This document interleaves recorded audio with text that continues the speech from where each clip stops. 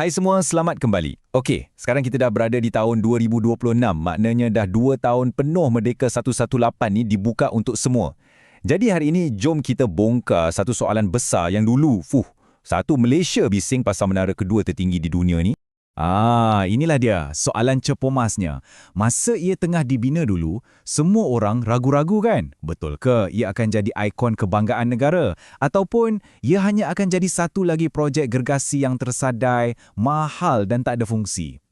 Baiklah, jom kita imbas balik sikit masa ke belakang. Ke waktu pembinaan dia, masa projek ni rasa macam dibina atas lautan keraguan orang ramai. Ini antara komen yang paling popular kita dengar dulu kan. Satu kebimbangan yang jujurnya memang berasas jugalah. Orang risau menara yang besar gedabak macam ni takkan ada siapa yang nak sewa dan last-last jadi bangunan kosong je. Dan benda ni bukan setakat sembang-sembang kedai kopi tau. Satu Malaysia bising. Media sosial penuh dengan label gajah putih, projek membazir. Mana tidaknya, semua orang tertanya-tanya siapa yang nak isi ruang pejabat yang begitu banyak tu. Tapi, cuba tengok ni. Inilah perbezaan yang sangat ketara antara apa yang orang ramalkan dengan apa yang jadi realiti.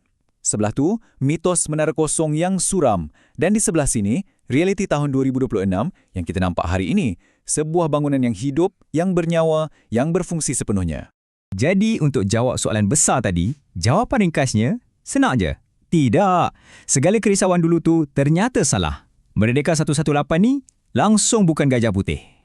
Persoalannya, macam mana pula boleh jadi macam tu? Macam mana sebuah projek yang semua orang ragui tiba-tiba boleh patahkan semua ramalan negatif? Jom kita bedah siasat strategi di sebalik kejayaan ni.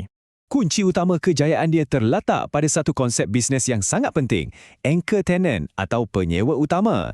Konsep dia senang je. Dia ni macam magnet, satu penyewa gergasi yang berprestij, yang bila dia masuk, penyewa-penyewa lain pun akan berduyun-duyun ikut sama.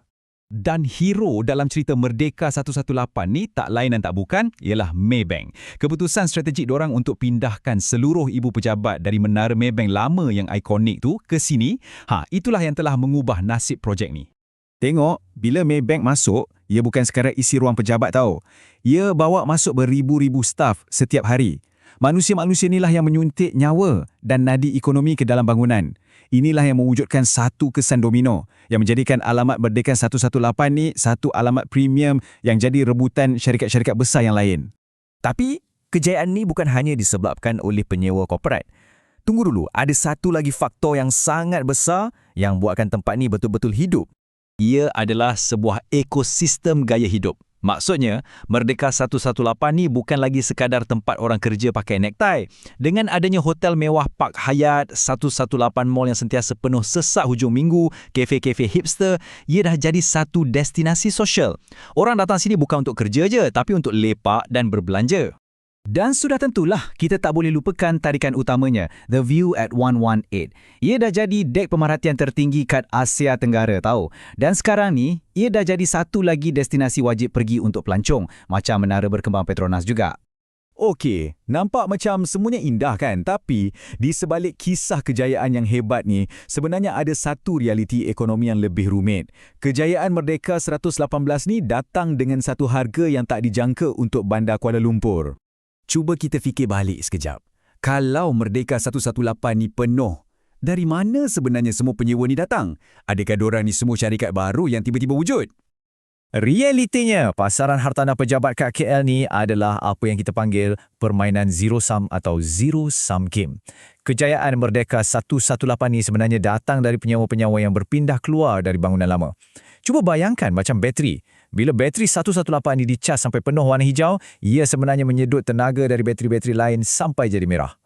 Fenomena inilah yang dikenali dalam dunia hartanah sebagai flight to quality. Maksudnya, syarikat-syarikat korporat besar sekarang ni beramai-ramai tinggalkan bangunan-bangunan pejabat lama dari zaman 90s untuk berpindah ke bangunan baru yang lebih moden, canggih dan yang paling penting, lebih berprestij. Jadi, apa kesannya?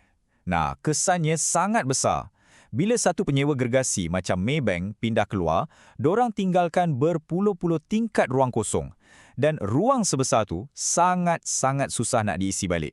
Ini meletakkan tekanan yang amat hebat kepada pemilik bangunan-bangunan lama ni. Dan ini membawa kita kepada satu cabaran bandar yang baru, satu masalah yang rumit untuk Kuala Lumpur. Apa kita nak buat dengan semua bangunan yang dah ditinggalkan ni? Kita kena akui, Merdeka 118 memang satu kejayaan besar. Ia dah buktikan semua pengeriti itu salah. Ia berjaya hidupkan semula kawasan bersejarah Stadium Merdeka dan yang penting, ia dah jadi ikon yang menjana duit. Jadi, isu pokoknya sekarang bukan lagi tentang Merdeka 118. Persoalan sekarang dah beralih kepada pihak berkuasa macam DBKL dan juga pemilik-pemilik bangunan lama tu sendiri.